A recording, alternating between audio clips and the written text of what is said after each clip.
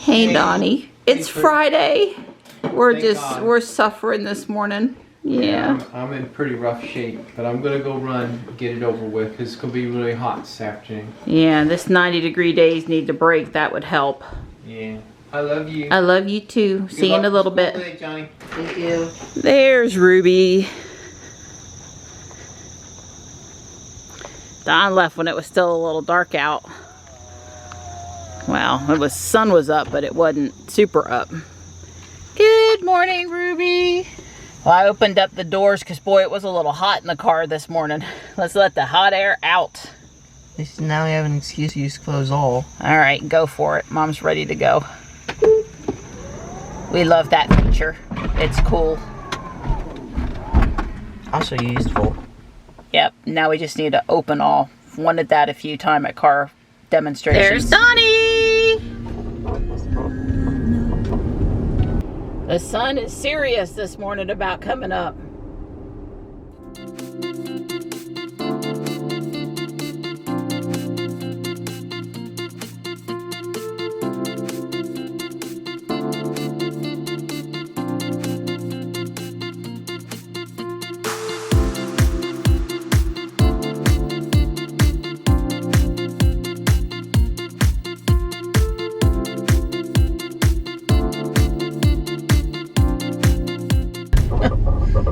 I got Johnny dropped off. It's going on 7:20 a.m. so he was perfectly within tolerance of being on time.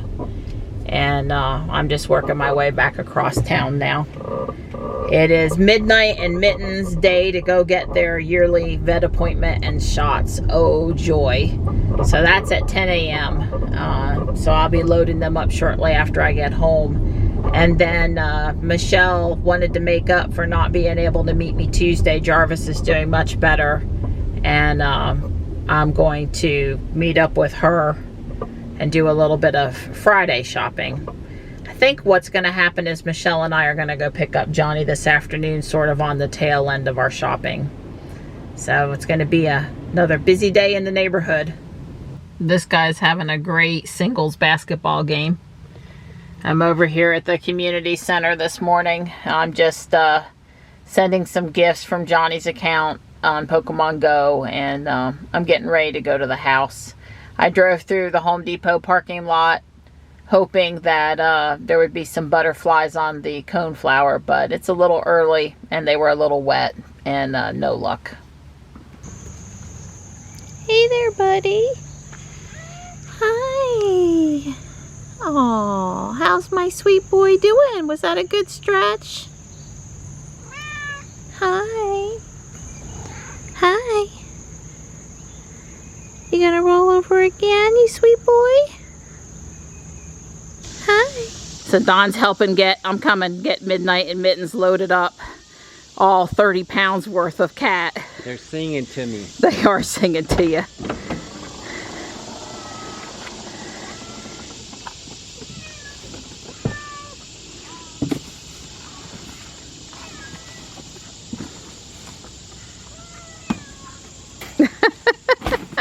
You guys, just be glad it's not you today. You wouldn't think it would be that hard to get them out of the way of the car. This is when you need 360 view, because I can see if they're behind me, but I can't see if they're beside me or in front. I know I gotta move. Tux is trying to, he's being stubborn about staying out of the way. Yes, you. That's right, you. I'm so sorry. They're really sounding traumatized back there. Just a trauma. Poor Mittens, she's traumatized. I feel bad for you guys. No pretty pictures today, I guess. Too scared. Midnight's taking it just a little better than Mittens, but not much. Hey, buddy. I got everybody carried back inside and settled, and I'm headed right back out the door to meet Michelle at Guardian Angel. Hey, girl. It's good to see you. I just dropped off some stuff to be donated. Oh, I wish I knew I got a bag in the back I need to take around too. Oh, really? Yeah. I was embarrassed to, for anybody to see how many bags I had. Oh, so you've been doing some extra cleaning? Cool. Yep, that's why my house is cursed and it kind of flooded a little bit last night. Yeah, the shower overflowed. Oh no, you're not allowed to have any more water issues at your Every house. time I try to fix up the house, it does that. Oh no! Look what they have. It's a John Deere tractor for a little kid. It is so adorable. There's new cars. I'm looking for Johnny. Look, girl, we haven't been in the store more than a minute and you're gonna need your own cart today. It lights up. That one's brand new. And there's one over here with the spooky house, I guess. You know, fall and Halloween and yeah. Michelle doing what she does best. She's looking at the Hallmark on some jewelry. Some of you will know what this is. My bargain today. Come on, it's an exercise program. She always takes the cart back for me. My knee's really bothering me today. Thank you, sweetie. I had a blast. Yeah, me too. So see you Tuesday. Yeah. Michelle has a contractor coming, and whenever you don't want them to come early, they come early, which is what's happening. And whenever you're waiting on them and been waiting and waiting and waiting, they don't come till late. Yep. Well, good luck with it. I need it. Bye. Thank you. Bye. Well, I really appreciate Michelle making the effort to come out and shop / hang with me today. We actually found a lot of stuff in there today.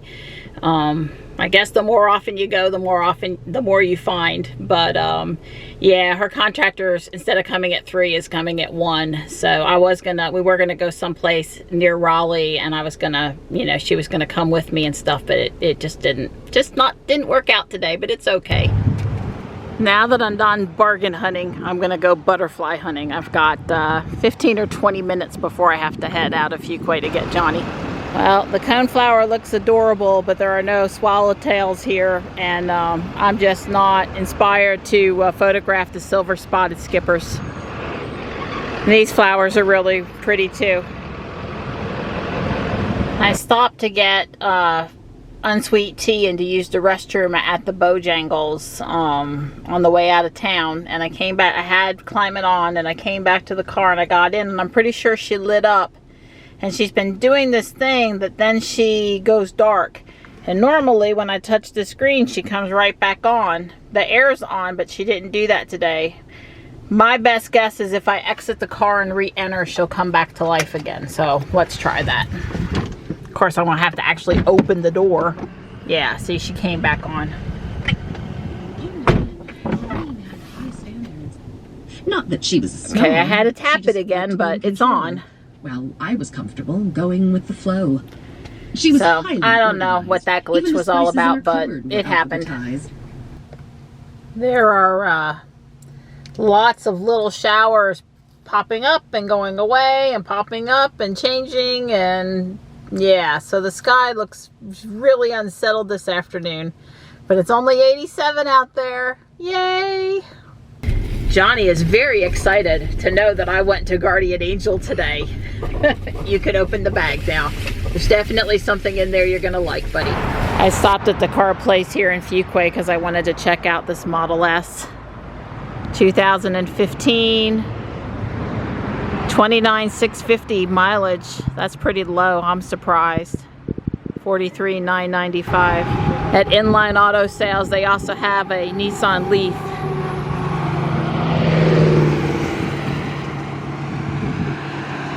Just shy of $9,000, and let me go around to see the mileage. It's got 40,000 miles on it. And the nice guy that works here, he asked if we could show him how the Falcon Wing doors open. Well, Edgar that works here is a really nice guy. So if you want to talk to him about the Model S, you can come and see him.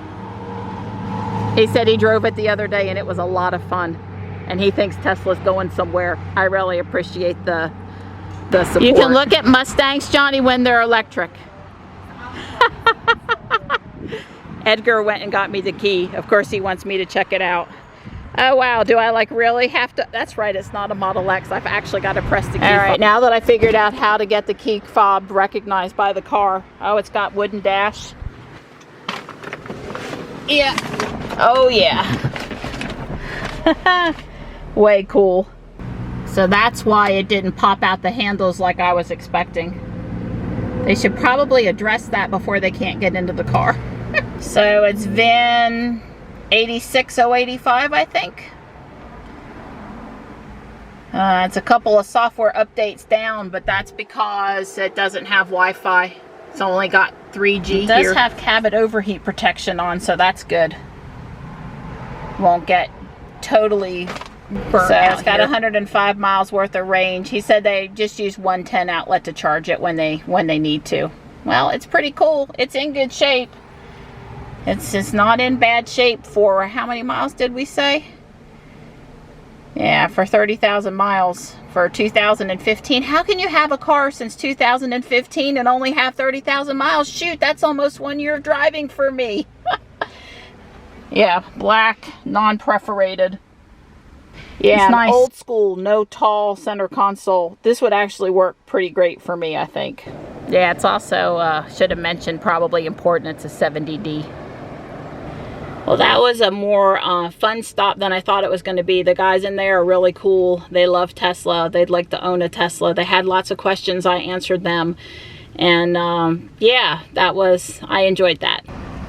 I sent Johnny into Walmart with real cash to get the Steam gift card for his friend. Hopefully he's not having any problems. I don't think I ever want to buy a gift card again. Walmart didn't have any more Steam gift cards. None. Zero. And I agree that one I had the other day was the last one in that stack. But Johnny looked and there weren't any more anywhere up there. So we're at Food Lion now.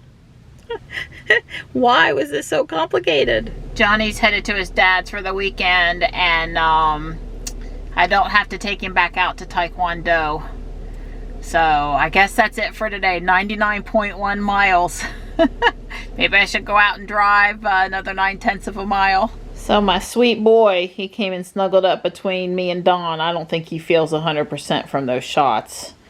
But he's toasty warm where he was up underneath my arm. And yeah, he normally visits for 10 minutes. And then goes away. He's been there for 45 minutes. Well, our video was 40 minutes. So the whole video. So yeah. He was there the whole time.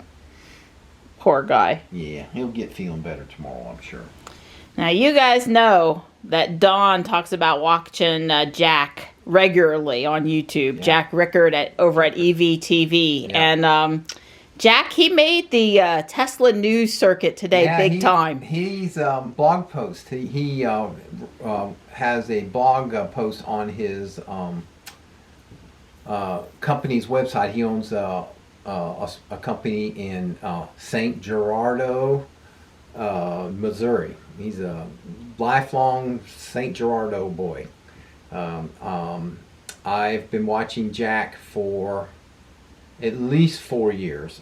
First of all, let me be very clear. I've watched every video. I went back and watched all the old ones, and he's been doing videos since 2009. So he's one of the oldest YouTube channels. Not only was he doing that, he was doing YouTube or videos and doing them in high definition, HD. Even back in 2009, he decided he was going to do HD when he did his blog. He actually hosted them himself on his website before there was really a YouTube. Anyway, the point is, he has been doing he started off doing weekly videos, and then he moved to about every other week or so, and now he basically is doing, and he did weekly videos for like 5 years. So him and Marianne have a lot in common. They are real die-hard video people. Marianne does it every day, but Jack did a 2-hour, typically 2-hour plus video once a week. He had several people who work for him also co-host the videos. As Zach and Jesse, I should have started this off. Zach and Jesse from Now You Know channel had an in-depth today on the blog post that Jack wrote. Jack is one of those people you best not judge by the cover. You look at him and you might not be too impressed with it, but I've listened to this guy for years now, and he knows he's a one sharp cookie. You're not going to get very much buy on him. I think he's an autodidact. He was in the Navy back in the 70s. He started a bulletin board in the early 80s. Yeah. Board watch, as in bulletin board watch, but it was board watch was the name of this. He built it up. It was a magazine, print magazine. This is, of course, back in the 80s when print magazines were very popular.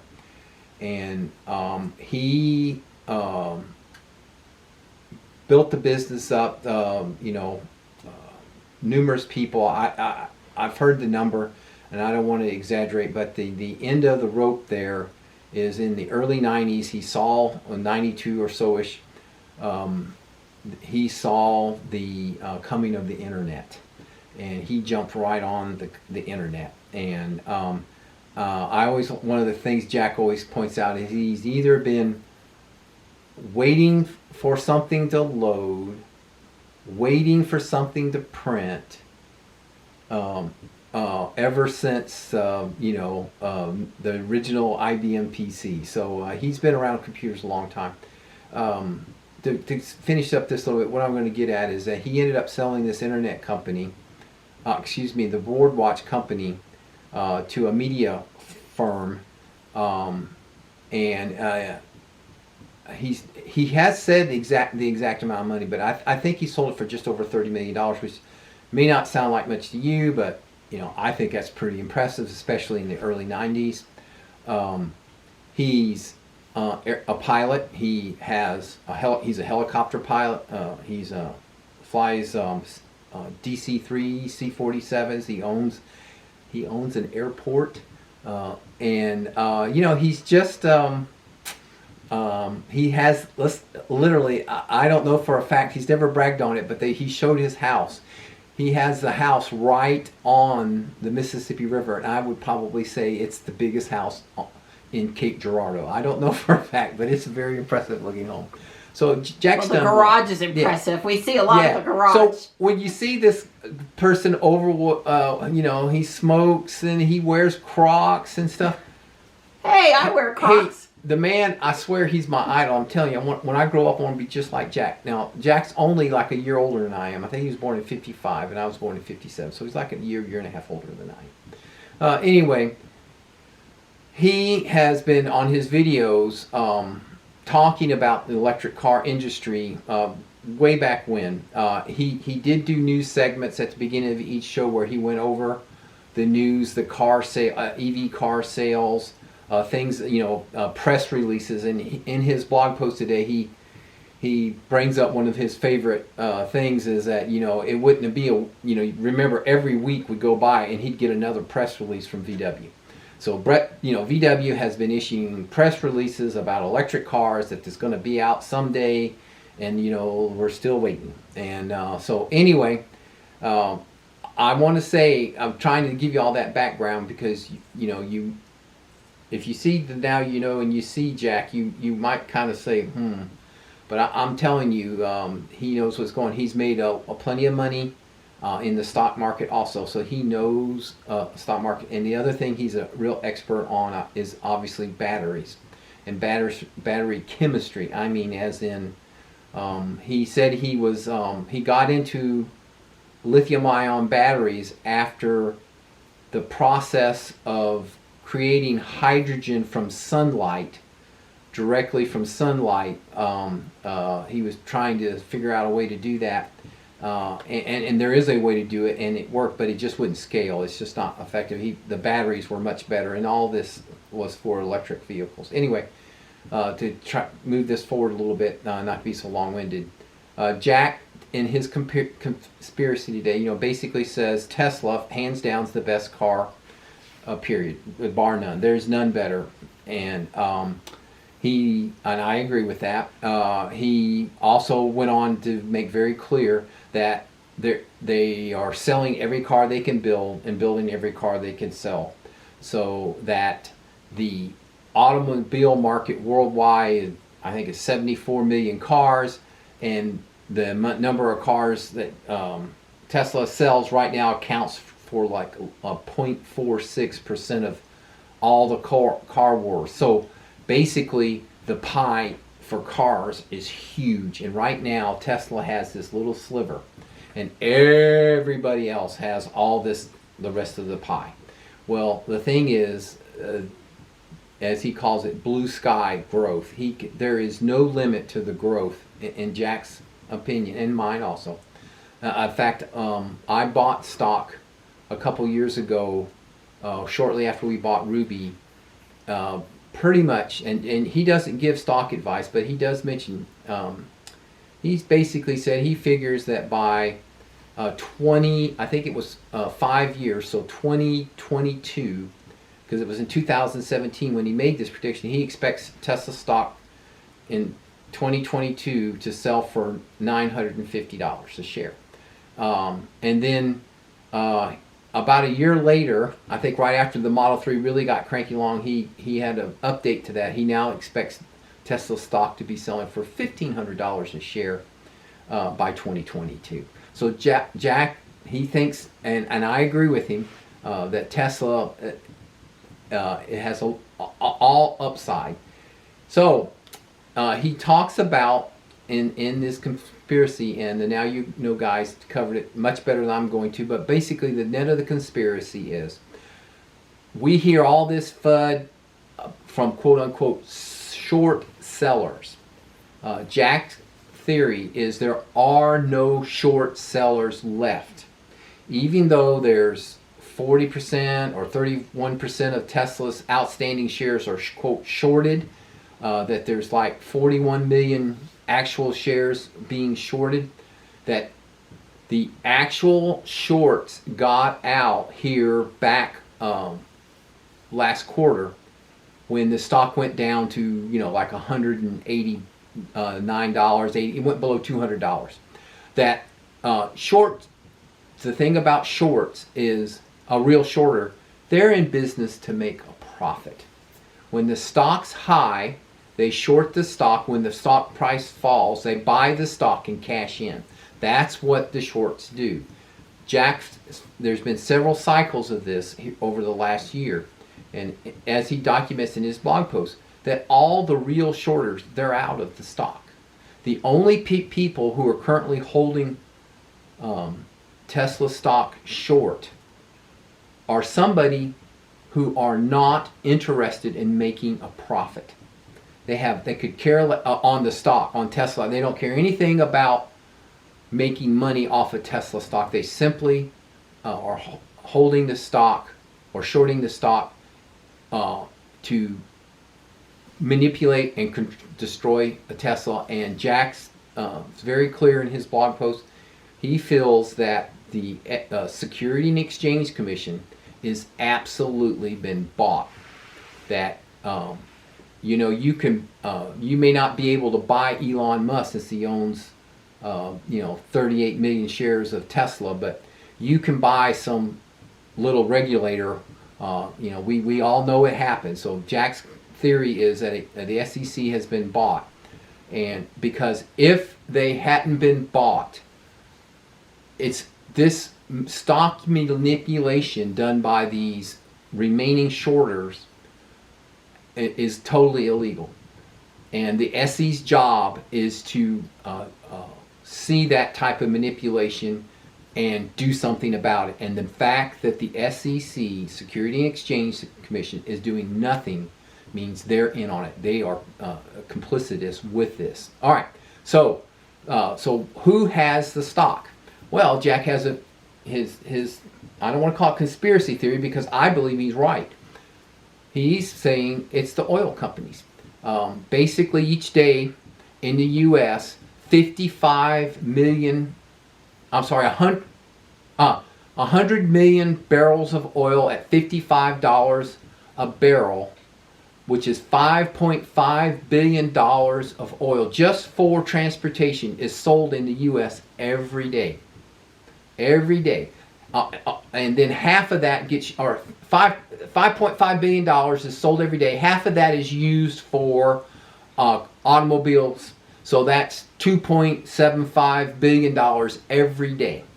All right. right now, outstanding shares of Tesla is about $10 billion. In other words, if you took the stock price, multiplied it by these 41 million shares that are outstanding, the actual stock it's $10 billion is all it is. So Jack's thinking is, well, look, the oil companies, every day they can delay the adoption of the electric car is $2.5 billion they're going to make that day or sell that day.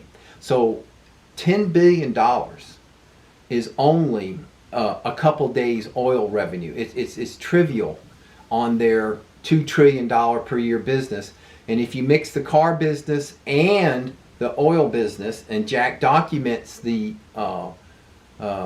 collusion between GM and at that time Texaco on the nickel metal hydride battery, and why it never went anywhere for automobile use, is because they just shelved it. So what he's basically saying is that the oil companies are shorting stock on Tesla, and it's just a business expense because their revenue, they're basically protecting their revenue, because if it takes off, oil sales are going to fall. They won't be making $2.75 billion a day or $5.5 billion for all oil sales. It'll fall, and it'll basically affect their business. It'll basically destroy their business. So that's Jack's conspiracy theory. I think the Now You Know guys did a really good job. And I have to say, Jack had said it without all the numbers and graphs and charts that are in the blog post. He has said that on camera in the past, that it was a manipulation type situation. But the encouraging part is, because big oil pretty much always gets their way. You can buy a senator, you can buy a little SEC guy, no big deal. Those are pretty cheap, but you can't buy Elon Musk. And Elon has already got him outfoxed. He already knows how this is going to end. And so right now, the oil companies, even though they seem like they're winning right now, they're not going to win, because they've already lost. They just don't know it yet. They just don't or know accept it. So it. please read Jack's blog post. If you're in a hurry, you can listen to Now You Know. I think they covered 85%, maybe 90% of everything Jack said in their blog post. They quoted it. And as I said, I'm not a stock market. I don't give stock advice. Marianne and I have, I don't know, not that much stock, Tesla stock. We have enough that we would have really, basically, let's just say the Model Y could easily be free if the stock moves up a little bit. If it would just do it. If it's just going to do half of what Jack says, we'd be driving a free Model 3, Model Y. But anyway, I'm telling you, you might, number one thing I wanted to say is, having watched this guy and got to know him, don't judge him by what he looks like. That you are making a terrible mistake. Yeah, give his ideas a chance. Yeah, because he's not a fruitcake. He's not a flake. This man has got both feet on the ground. He knows exactly what's going on. And if you think that what's the famous saying? Just because you're paranoid don't mean they're not watching you. So Jack's the same way. Just because you don't think it's a conspiracy doesn't mean it isn't. Yeah, I want to add one other thing. When you used to watch all of those older videos, Yep. and he was not kidding about having gone back and watched every old episode of Jack's. It took, seriously, in the wintertime, it took at least two winters, maybe the third winter, before I actually finished them up. And I went back to the very beginning and started, and I was still watching the new ones as he would come out. Yeah, I would come home from somewhere and I go, so are you watching an old Jack video today or a new Jack video? And Don would, Yeah. or I got to where I could tell based on who was working with him that day, which one it was. But what I was going to say is, you do have some background for sure, because you really have watched them all. Right. Is that, I asked Don, well, why are you watching these old Jack videos anyway? Explain it to me, like every single one, like why? Oh yeah, well, And Don said he liked when Jack would say, I think this is going to happen, and this is going to happen, and this is going to happen, and 3 years later, with you watching them, you could see that some of the stuff that Jack said was going to happen had happened. Yeah, I would tell Marianne, look, I know when I was watching the videos, probably 4 or 5 years after he first made the first videos. So I'm watching the videos with 20/20 hindsight. Historical. And when he says something, I can say, he turned out to be right that time. You know what? He's right about that too. And that did happen. And so after you do that, and now look here. Now Jack's missed a few things. I don't mean to tell you he's infallible, but I'm just telling you, the boy's hitting the nail on the head most of the time. My part I was trying to convey the most here is it would be very easy to dismiss him as some buffoon or something, and I'm telling you, do not do that. This guy is sharp. I have a lot of respect for him, and I've watched this guy.